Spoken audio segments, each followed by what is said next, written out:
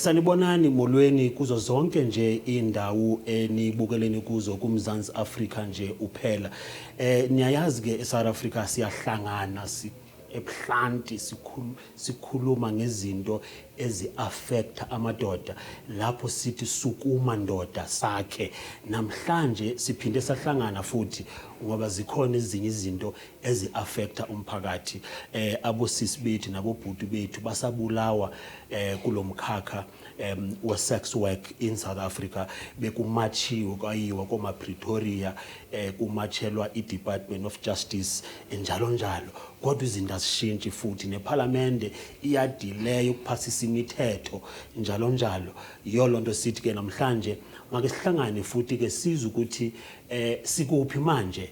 Siye sathi ke masimeme abantu abazosilekelela ukuthi ke si-unpack ukuthi sikuphi.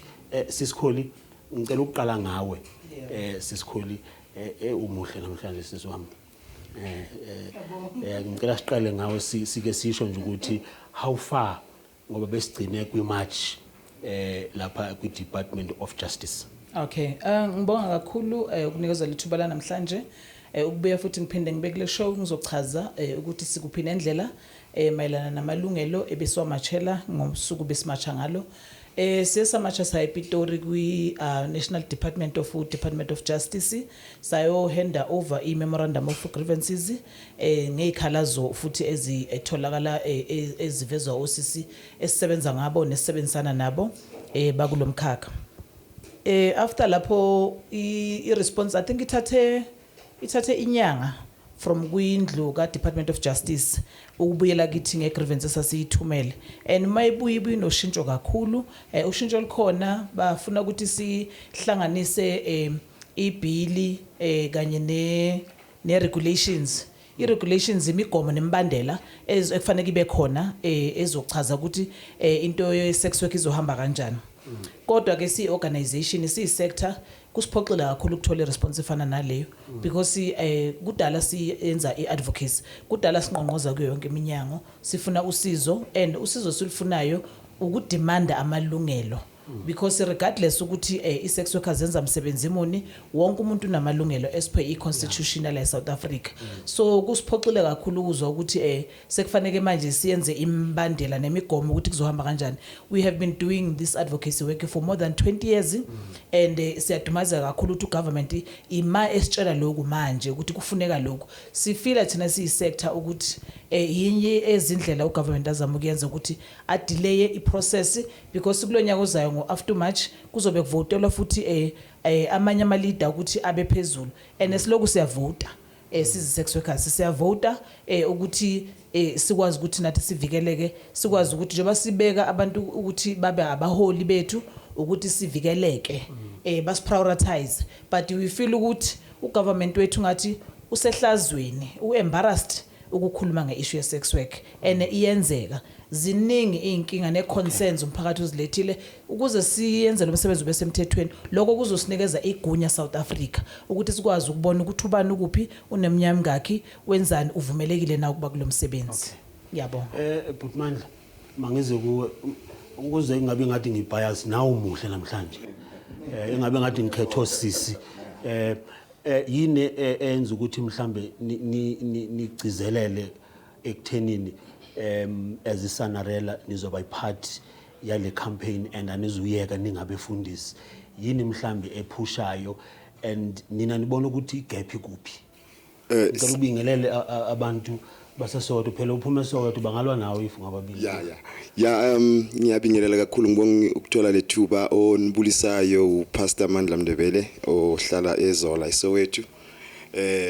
Ikakhulukazi Prof kulombuzo wakho esikubhekile ukuthi thina njengama ambassadors wothando oluvela kuNkulunkulu sibona kuphoqelekile ukuthi siveze lolo thando ngokuhambisana nabo bonke abantu esihlala nabo emphakathini abathola amalungelo wabo ehlukunyezwa.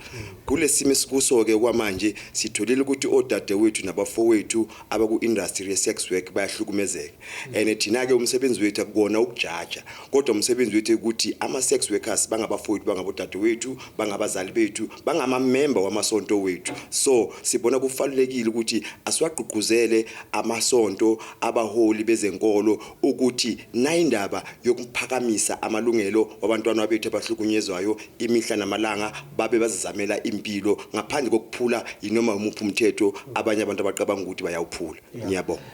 Kananjalo sino MMC uphuma laphana kwi City of Johannesburg. Sayazi ke inhlangano yakhe iATM kodwa ke simemile namhlanje njengelunga lomkhandlu we City of Johannesburg. Masibonge MMC ngokuthi ube khona namhlanje lana. MMC bekunezikhalo eziningi abo Siskholi from Sisonke no sisi bethu no bhuti bethu abakulomkhakha we sex work ukuthi bayahlukumezeka estradini, sometimes abanye ba ucollectwa bodies nje kuma pavement kunosisi obulewe kunobhuti obulewe ngoba kunendoda engakhokhanga ebusuku and then wabulala. Sometimes ba report na kuma phoyisa eCity of Joburg baphinde bahlukumezeke nasemaphoyiseni or SAPS. Ingaba mhlawumbe uluvo lwakho njengo MMC ngoba sowuqalile ukuba khona ubulalele nawe kwi dialogue besinayo, ithini eyeni position as i City of Johannesburg, especially your office, if I situation ikanje sidinga nina manje ningabaholi? Okokuqala nje benifuna uba ndibingelele kubabukeli emakhaya. Into enifuna ukuyithetha okokuqala into ethi the number one responsibility of any government is the safety and security of its citizens. It does not matter the race, the gender, or sexual preferences, preferences or any other matter. But umsebenzi kahulumeni ukuthi ukhusela abantu. There's been a number of cases that have been reported apho kukhona i-sex workers eziswelekayo khona. Zibulawa ngendlela ebuhlungu. Now, we need bana sihlale phansi sithi what needs to be done? What is it that needs to be done to ensure ukuthi abafowethu nodadewethu are protected? That's where umthetho ngoku ungena khona. Thina as a city umsebenzi wethu, we've got bylaws that we implement. And imithetho enje imithetho equlunqwa eParliament that would as a city then be expected to implement umthetho otheni okhona. Now imithetho ke iyilwa because kunezimo ezithile ezikhona and iyachinjwa based on imeko ezithile. Now this is a conversation ekumele ukuthi mayiqhubeleke to ensure ukuthi ekugqibeleni abafowethu nodadewethu are protected, because when you are a government awugovernisi kuphela abantu o aligna nabo mhlawumbe ngokwezimvo. When the people vote for you, they are giving you a mandate to say please put us first, please go and serve us. So you get that mandate from different people from different sectors of life. And as a government, you therefore need to ensure that you cater for all the sectors because you are the government of the people. And hence I'm saying that this is a discussion that needs to be continued to ensure that we also understand the root causes. What are the challenges? What leads even our sisters and brothers to actually engage in this industry as well? That's a discussion that we also need to understand. Yeah. Magasiyothola manje nje siphinde sibuye, stay tuned. Sesibuyile ke eyitolo igama lami ke ngingumbulo Jazz. Mangize kuwe general uzazisa ukuthi uphuma kweyiphi inhlangano ubingelela abantu emakhaya general. It's very sensitive nokubingelela kwabantu, but also we want to know from MRM ukuthi nina niyibona kanjani lento yokuhlukunyezwa. I mean MRM ya establishwa ku Dr. Nelson Mandela, the first president of this country, and there was a reason, and isayazi principles kaBaba Mandela wayithanda bonke abantu. But nina mhlambi niyibona kanjani manje lento yokubulawa kwabantu kangaka eSouth Africa ngenxa ukuthi umuntu usebenza kulomkhakha niyibona kanjani nje nina yonke lento? Molweni babukeli emakhaya na ku panel endiphathayo thina as immoral regeneration movement okunye esikujongileyo ukuba sipromote ama positive values. Now in promoting these positive values we have actually drafted a document called a Charter of Positive Values in our principle I9. We were drafting these values because we were responding to the past of South Africa, the present, and shaping the future. And in identifying these issues, we realized that at times people define values as if it is actually a responsibility of the religious sector that must talk about them. Values are shaped by society in general. And values must address issues affect society as a whole. Now we have 9 values that we identified as the critical ones. But the value that I want to relate to has to do with what we are discussing about here today, which is value number 1, that speaks about respect for human dignity and equality. Now, in respecting human dignity and equality, we know that we are all born equal, and we are all free, and our dignity must be respected as human beings. And therefore, Giti as a movement, it is disturbing to find abantu aba violate ama rights wabanye abantu and think that they have some kind of a God-given authority to do that. Now we're saying everybody needs to be protected. Every right, every individual must be respected. People have a freedom of choice. And we cannot dictate ukuthi abantu baphile impilo yabo kanjani. Abantu define the way they want to live. As long as inga violate ama rights wabanye abantu. Yeah, General, okubhlungu nje esikubonayo la eSouth Africa, and I don't understand ukuthi yenzeka kanjani lento. Okay, usisi lo okanye ubhuti uye ozidayisela umzimba bayibeka kanjalo mos ku community. But lo othengile akaboshwa yena or I-society ayimviolate. Asikezwa kuthiwe kushone umuntu ebethenge ebeleli nosisi izolo wakhokha and then umphakathi wambulala. It's always the case kubulawa lo odayisayo. Kanti what kind of a society is this? Ifana nalezi zinto zokurape, le corrective rape, kuthiwe kubulewe i-lesbian ya rachwa. Aka lo muntu lo i-society ayimenzi next lo obulele. Kanti kwenzekani? Sisana a problem in South Africa. Much as we talk about human rights, much as our constitution is supposed to, it's supposed to be promoting and protecting the rights of citizens. But there is a lot wrong that we have not changed. The constitution says something, but our actions are the opposite. In many ways. I need to emphasize that there are laws that are not supposed to be applied today. The law enforcement agencies, they are still practicing, not out of their own definition, forced by how certain laws are supposed to be applied. Ukutiba act in a particular way. Because on the one hand we say something, but we are doing the opposite. So, a problem is a second South Africa now, and we emphasize. A problem is now in South Africa, Uguti. Our society is still patriarchal. Abantu bamadoda basanikwe certain powers. Ezinye exist unconsciously. Ezinye consciously. Because men think, or society still protect men in different ways. When there is an issue that relates to women, we are quick to judge.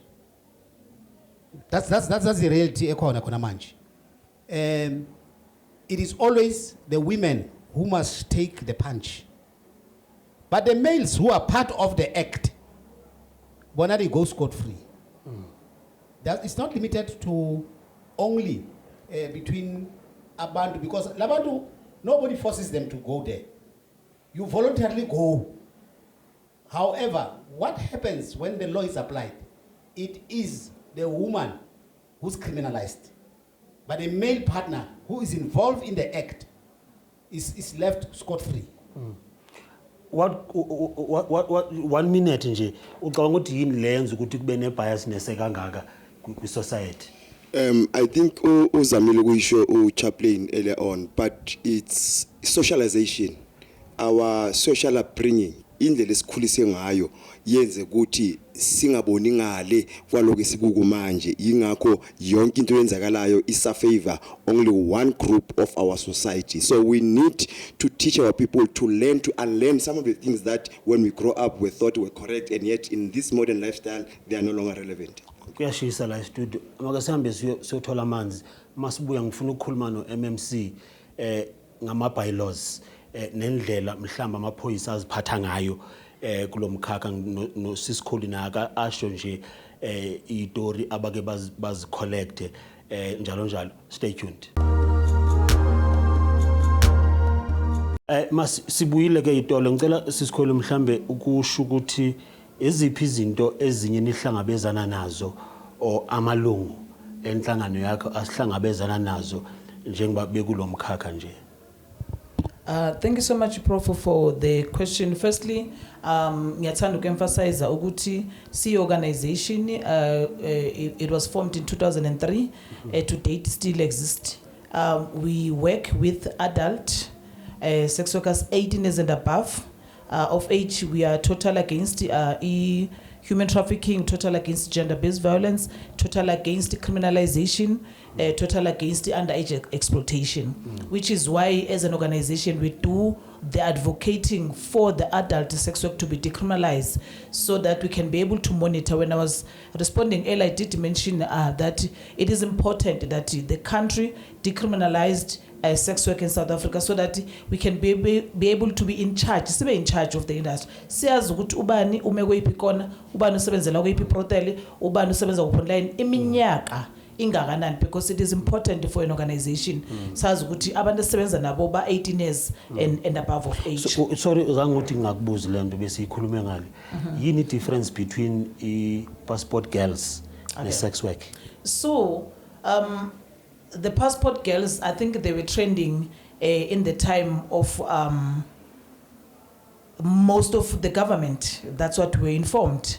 Most of government, when they travel Guma international, they would then take those young girls, beautiful, well-builded, a passport. So then it started there to trend into a passport girls because they were featuring those young girls to go Dubai, where they were going. So more than a passport, you should qualify.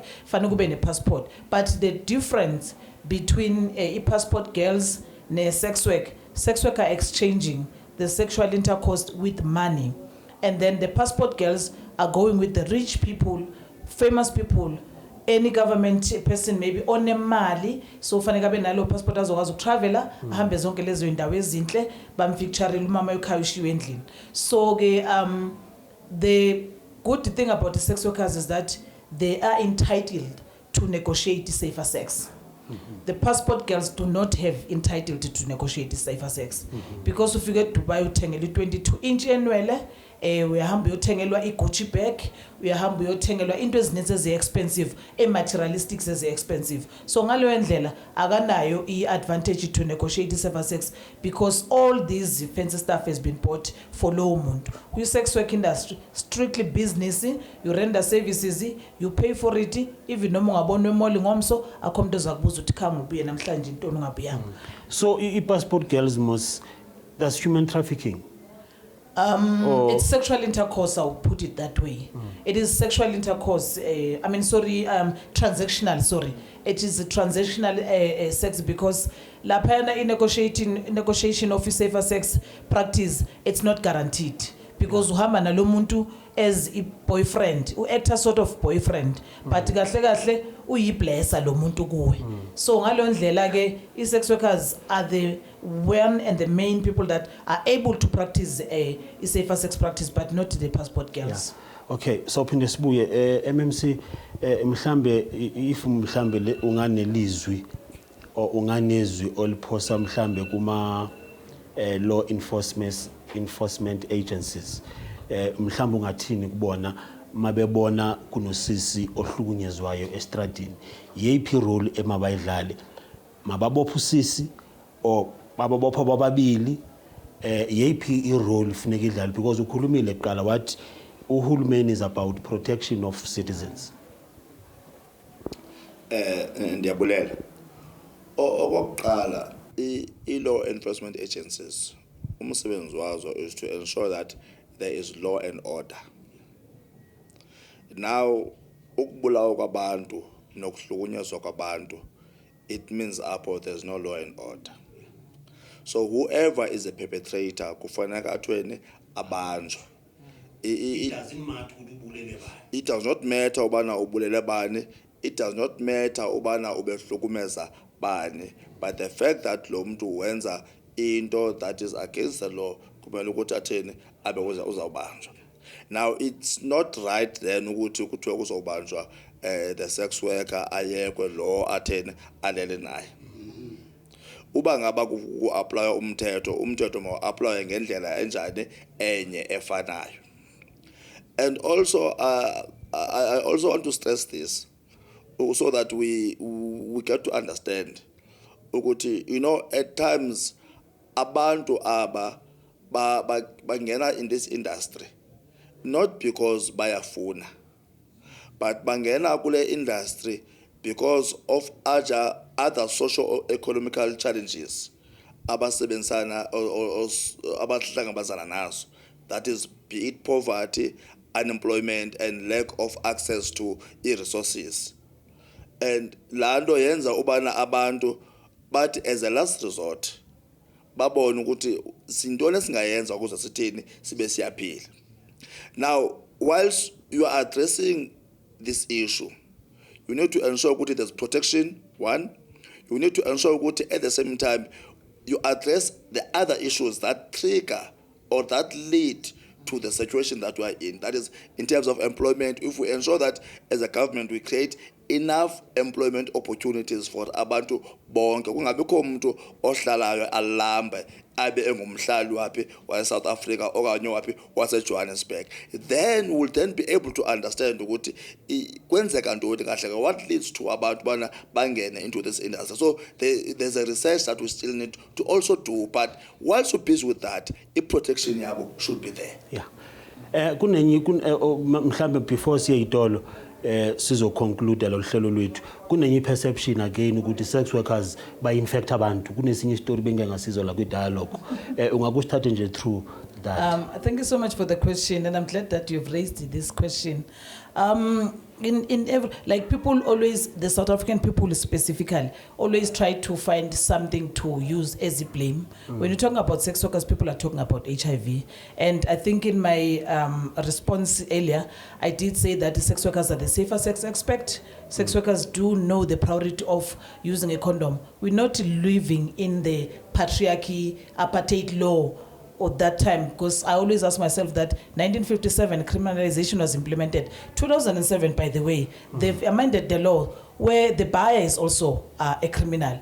But because some of the government police officers, they know that clients becomes their cash cows. Yeah. And sex workers, they are cash cows because sex workers are bribing at all times in order to survive. And then clients are being threatened to say, we'll expose you to your family members. A documentary, I think, cutting age, I think 3 years back or 4 years back, it was actually televised. But my question was, what is it that government has done to see, because there's a lot of evidence that has been brought to attention of government in order to make sure that the prevention of all these criminal activities that are even made by the police are being stopped. Yeah. I get uchaba ibeli xesha into zakuthi besifuna ukukhuluma ngazo zonke lezi zinto, unfortunately asikwazi, kodwa ke siyayazi ukuthi sizoqhubeka kasikhuluma ngalezi zinto, sizovisit amasonto, and siyathemba nani lapha emakhaya nizaba nayo le conversation emasontweni njalo njalo kumkhandlu. Nani nizo influence laphana ama bylaws nani ngapho general nizokhuluma at the level of moral regeneration. SANERELA will continue this conversation. Sisonke siyabonga kakhulu. Igama lami ke ngingumbulo Jasi, mangithi nje lapha emakhaya ngcinzeleli.